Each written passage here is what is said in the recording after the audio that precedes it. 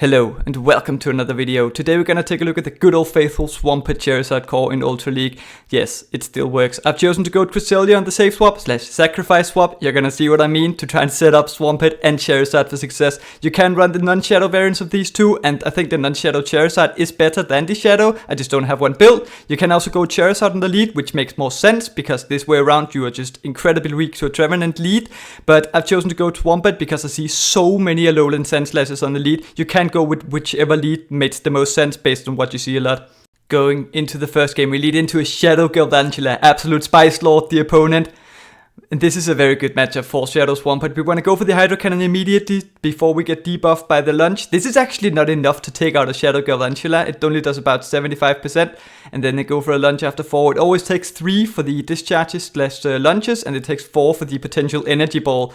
But we do kind of want to shield everything from this thing because it hits so hard.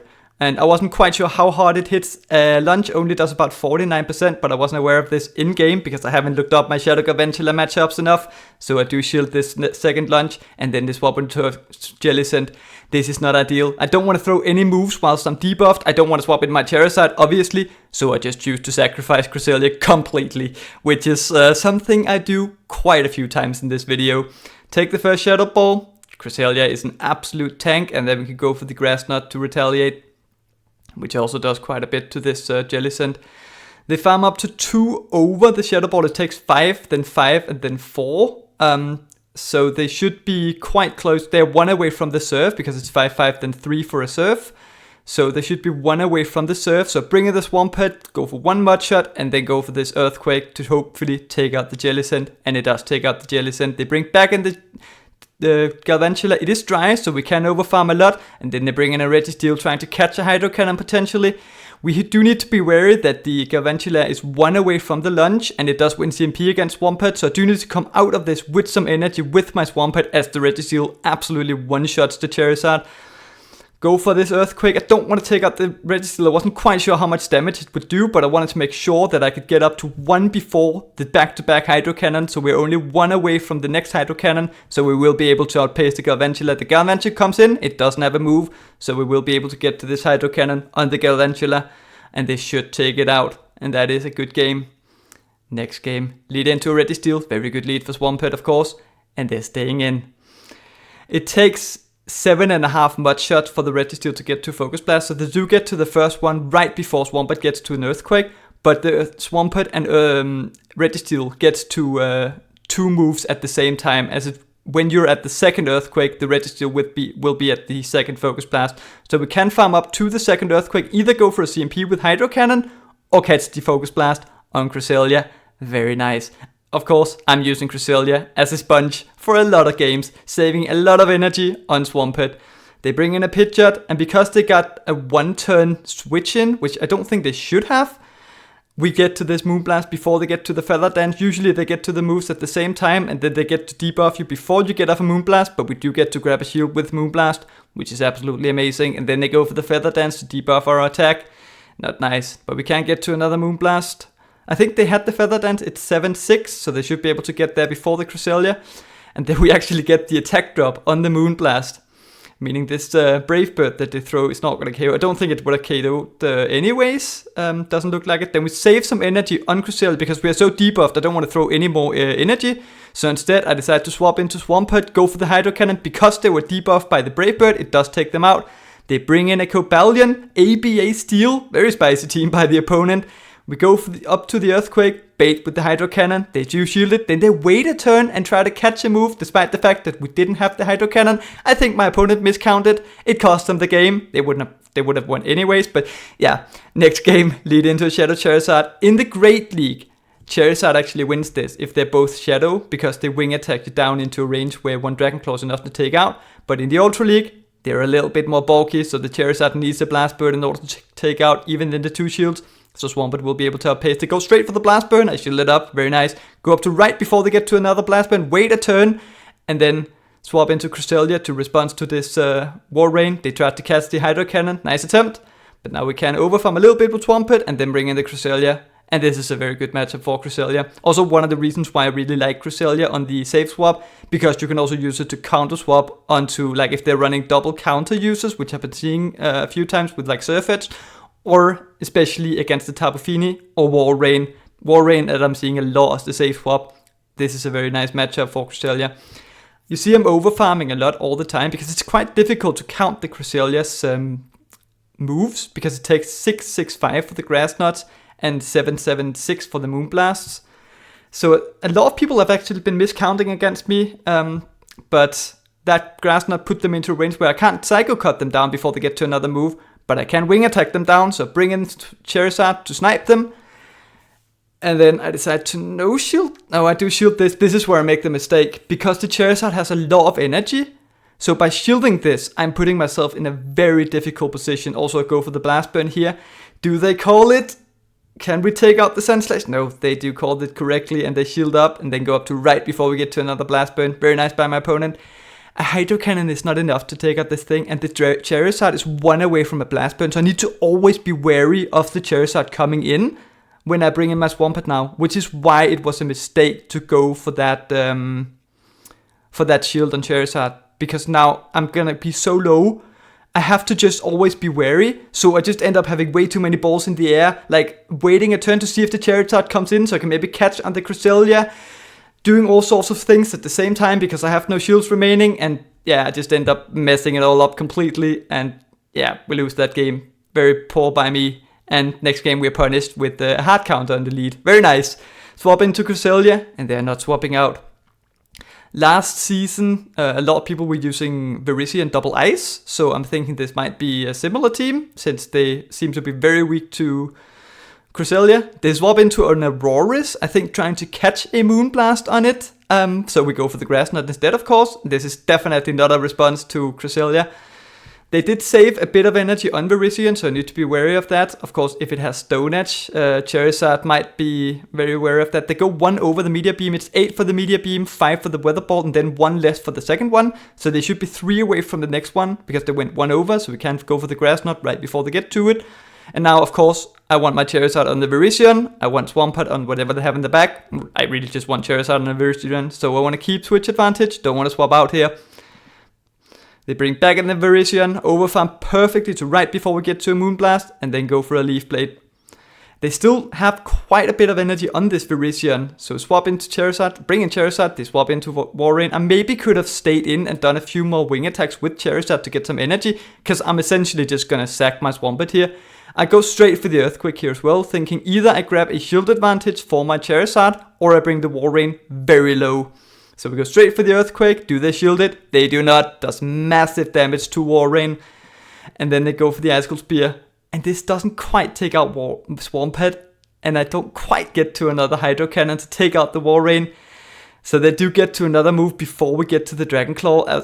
Like, absolutely perfect for them. I no shielded because I think the only thing I need to be wary of is the potential Stone Edge from Virizion. The Icicle Spear doesn't do quite enough damage to put me in farm range or farm down range for the Virizion, because these double kicks are basically do nothing. So I think that was pretty good no shield to recognize that I could lift that Icicle Spear comfortably enough, and the only thing I needed to be wary of was this Virizion, because if I went down shields against this Virizion that already had some energy, if they started baiting me with a Leaf Blade and then also had the Stone Edge afterwards, that might have been my loose con. But they don't get to 3 moves, so we just farm them down with wing attacks, and that is a good game. Next game lead into a Shadow Alolan Sandslash, good lead. They swap into Trevenant. This is the only place we want to see it. Very nice that they decide to just swap it in here. If you see Trevenant on the lead, I'm just going to be honest, I don't know what to do. You basically just lose. They go for the bait, that's not nice. Then we go up to the Shadow Ball, it's 6 for the Seed Bomb, then 7 for the Shadow Ball. Go for the Blast Burn. I don't think this was necessary. A Dragon Claw does about 30%, it would have probably taken them out.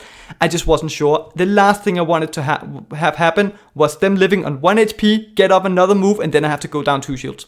So they go for the Shadow Ball, that means we can farm them all the way down, come out with a lot of energy. They can't bring back in the Alolan Sandslash, because then it's just going to be Blast Burned and yeah, go down. So they bring in a Giratina instead. This is not really ideal for the opponent either. Go for the first Dragon Claw, get to the second Dragon Claw as well. Can we get to a third one as well? Go for this one. does a lot of damage. And we get to the third one as well. They have to let the Giratina go or put up the last shield now. I would probably let it go if I were them and just hope that Sandslash could sweep up a shield, but they do shield up the Giratina. We bring in the Cresselia. Of course, we don't want Cresselia on Sandslash. They try to catch a move on Sandslash. We bring in Swampert. They are gonna outpace us here to a Drill Run. It does quite a lot of damage. If they land a Drill Run in the 2 shields, usually they can farm down Swampert afterwards, but they realized, my opponent, that I'm getting to an Earthquake here. I can even overfarm a bit, and I have a Moonblast stored in the back for their Giratina, so they concede the match. Next game, lead into Tentacruel. You can go straight Earthquake here, but that means you're gonna CMP tie them all the way, because it's the same amount of energy, or because they have to shield this.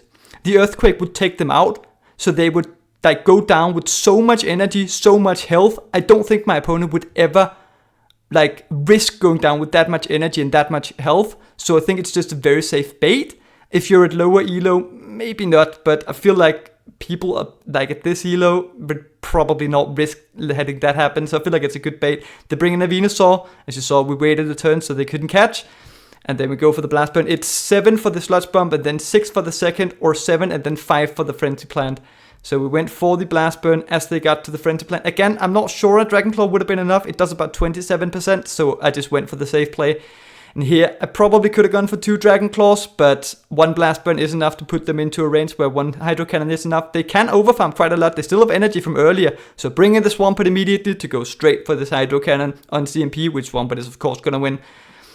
They should be 4 over, it's 8 then 7-7. As I say, it's the same as Earthquake for Swampert. So they should be 3 away from the next one. I do go for a bit of a risky CMP tie here, but people don't generally think you're going to be able to keep track of energy that well, so you're going to be able to CMP tie.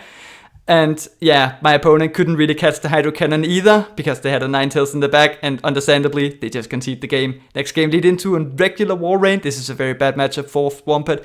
Even if you call everything correctly here, you still lose every single even shield scenario.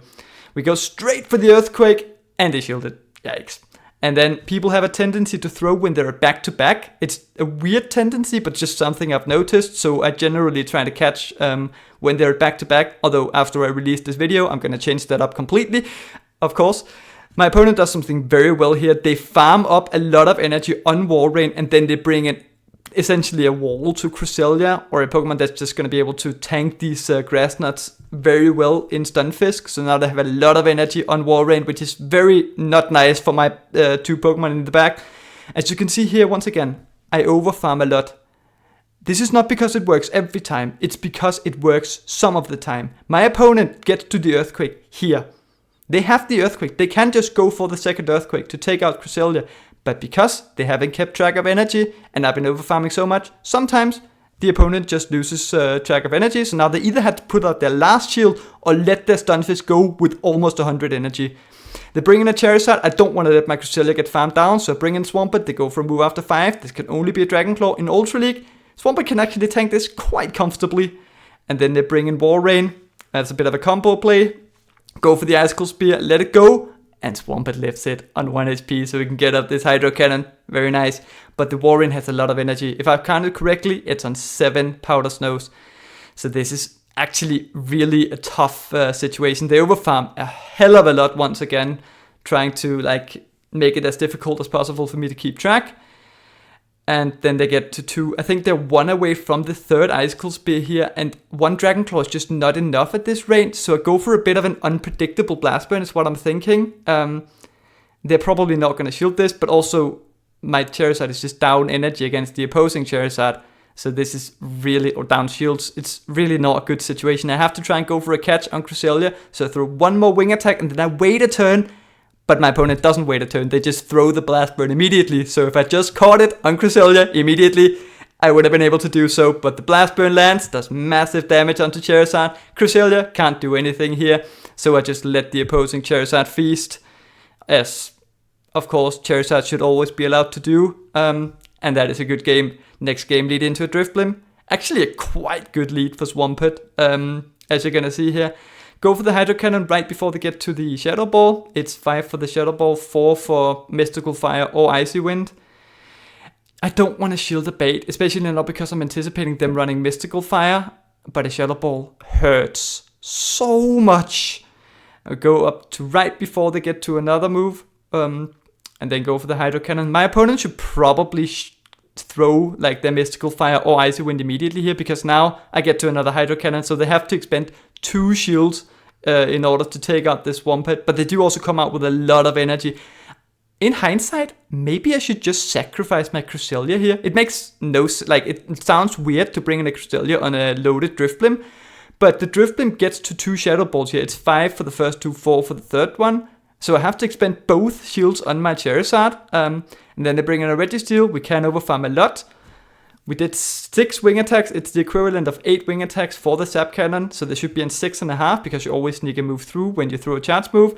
So we can catch the Zap Cannon on Cresselia, on our Sponge, on our third shield. They don't get the debuff. And now we can overfarm 7 more Future Sights. 7 Future Sights, that would be nice. No, Psycho Cuts. And then go for the Grass Knot before they get to another move. Now they bring in the Drifblim, and I don't really know what I'm doing here. I end up going for the CMP, which is just really bad. I wanted to throw before they get cut to the Shadow Ball, but I could have gone for 1 more Psycho Cut before they got to the Shadow Ball anyways. So this CMP is just very weird. And also undercharged, despite the fact that their switch timer is open. Yeah, that's weird, but I redeem myself by going up to 1 turn before they get to the Stone Edge. Swap into Charizard and get the CMP sack with Charizard. A CMP sack so nice that the opponent's app crashes. That's how nice the CMP sack was. But it's CMP, like, it doesn't matter that it was a CMP. Like, it KO'd anyways. So why did you want to throw in a CMP? Shh, doesn't matter. CMP sacks are awesome. Next game, lead into a Shadow, Load and Sandslash. Once again, good lead. They go for a move after 5. If they go for a Drill Run, you might want to be a little bit wary, because they can Shadow Claw you down if they shield twice after landing a Drill Run. I'm pretty sure.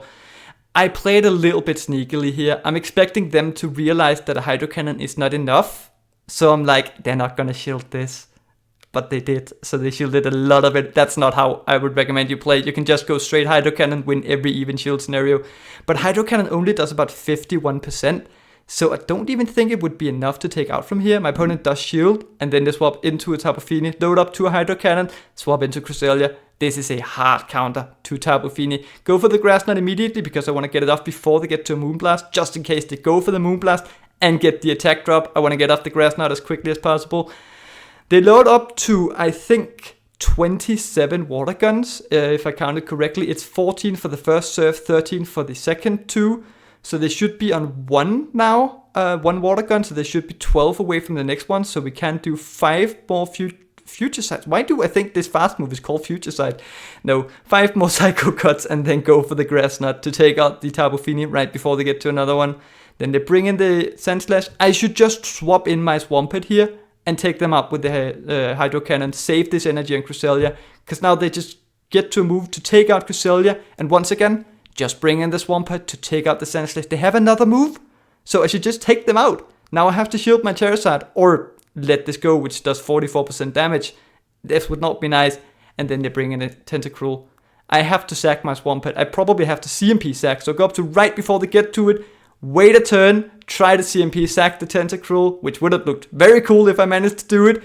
But no, the Hydro Cannon just doesn't put it into a range where Blast Burn is enough. So my only win con was the CMP sack when I saw it was a Tentacruel. The Tentacruel gets to a Skull, takes out the Charizard, and that is a good game. Next game, lead into a Swampert.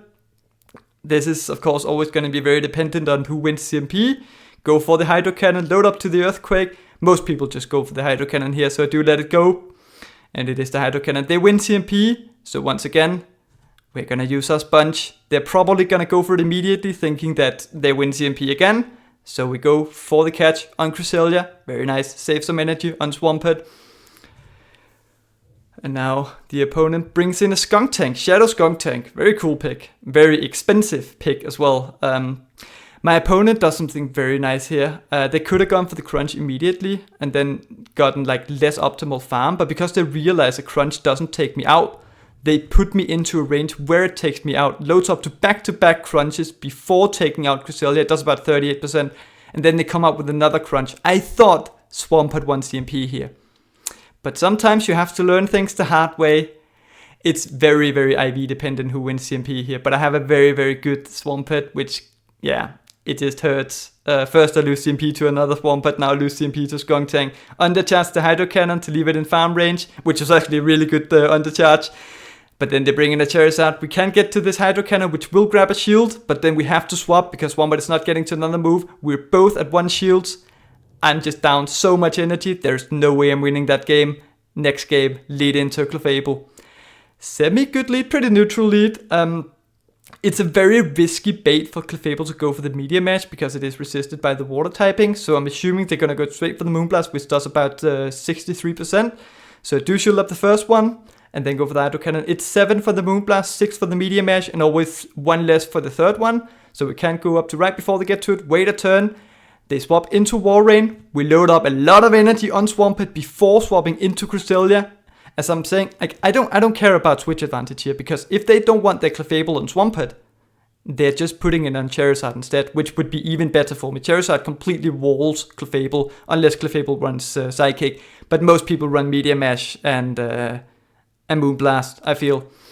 Go for the Grass Knot against the Walrein, once again, trying to overfarm as much as possible, make it as difficult as possible for the opponent to keep track. Also, after the Icicle Spear buff, Icicle Spear is definitely the more energy efficient move for Walrein to throw when both moves are equally effective. Go for the Grass Knot. I didn't think their switch timer was up, and it looked a bit weird, but they do get the catch. I should just swap in my Charizard here to farm them down, because I think I could have farmed them down before they got to a move, but because I did a few more Psycho Cuts, I had to throw a move in order to take out this Clefable if I didn't want them to get to another move. So swap into Swampert and go for the move. I think it would have been better to just swap in Charizard and try to wing attack them down. Even if they got to Meteor Mash, it wouldn't have done a lot of damage. They bring in their own Swampert. Now we can't go for this Hydro Cannon. Go for the second one as well. Hydro Cannon only does about 58% here in the mirror, I think. Yeah, that seems about right. So we should be just about in range for the Hydro Cannon to knock out, and it does knock out, so I can bring in the Charizard whilst they're still switch locked. Hope that I can farm them down before they get to 2 Hydro Cannons. There should be 3 away at this point. So 1, 2, 3. No, we cannot. So we catch it on Cresselia instead. We do waste a lot of energy on Cresselia at this point, but the Walrein doesn't have all that much energy, and it needs 2 moves in order to take out Charizard. So I think I'm going to be able to get to 2 Blast Burns before they get to 2 Icicle Spears, so go straight for the Blast Burn. I don't think a Dragon Claw would have been enough, so I think it might be a loose con to try and go for the Dragon Claw bait. They go for the Icicle Spear, but they should still be way too far away from getting to another one, so we do outpace to this Blast Burn, and this will of course take out the Walrein, and now we can farm down the Swampert as well, and that is a good game. Into the final game, lead into, you guessed it, Shadow Alolan Sandslash. Once again, they swap into a Cofagrigus. We don't have an immediate response to this, but Shadow Swampert does win every even shield scenario if you're 1 mud shot ahead, and because they had to swap in, we got that 1 mud shot, so this should be a pretty comfortable matchup for Swampert to deal with. It's not too nice that we have to expend the shield. Obviously the Shadow Ball does a lot of damage, but now we can get to this Hydro Cannon 1 before they get to the next Shadow Ball. It's 7 for all the Shadow Balls.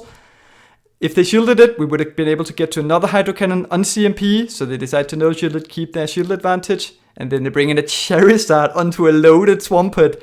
Yikes for my opponent, they're so weak to Swampert. We get to another Hydro Cannon, and we're going to be able to get to yet another one here as well, because they could have gone for the CMP with Dragon Claw, but it wouldn't have been enough to take out Swampert, so nice recognition by my opponent to overfarm instead. They overfarm a little bit, probably could have got for a little bit more, and they go for the Dragon Claw. I'm thinking up a shield, Charizard is going to be able to take care of the Alolan Sandslash. Cresselia can't really, has bad matchups everywhere. It's better here than against the Alolan Sandslash, so I choose to just bring it in here, although it can't really do a lot. My opponent swaps into Alolan Sandslash. I want to swap in Charizard as quickly as possible. A Blast Burn does significantly more damage, despite being resisted on Charizard, than the Ice Punch, so I do decide to let it go. It's not comfortable, they should be 5 away from the next one, so we can't go up to the CMP with this Blast Burn on the Alolan Sandslash. This should, of course, take out the entire family of this Alolan Sandslash. They do get to a Dragon Claw. I do kind of need to get up a move here, because 2 Moonblasts is not enough to take out this Charizard. I decide to go for the Blast Burn, very risky maneuver. I think a Dragon Claw would have put them into Moonblast range, but by going for the Blast Burn, we put them into Grass Knot range, so now we can BM the Charizard, and what a way to finish the video. BM Grassdot the Charizard. Very nice. GG. That was the last battle for today, and overall I think this is a good but not amazing team. I did go slightly positive with it, but I did also make quite a few mistakes, so it could have been even better. You do need to be aware that Shadow Charizard and Shadow Swampert are two Pokemon that work very well if you're good at managing your energy properly, but if you're not the best at that, this team might not work as well as you want it to. Other than that, I didn't face any Golisopod in this video, unfortunately. But I just want to say, if you face it in the lead, you probably want to save pop Cresselia. It has an okay-ish matchup. It's obviously not good. If they save pop Golisopod, Shadow Charizard immediately. Straight Dragon Claw, you win the 2 shields, not the 0s, not the 1s. You have to go for the 2s. Other than that, if you like what you see, feel like you learned something, like and subscribe. Thank you for watching, and I hope to see you next time.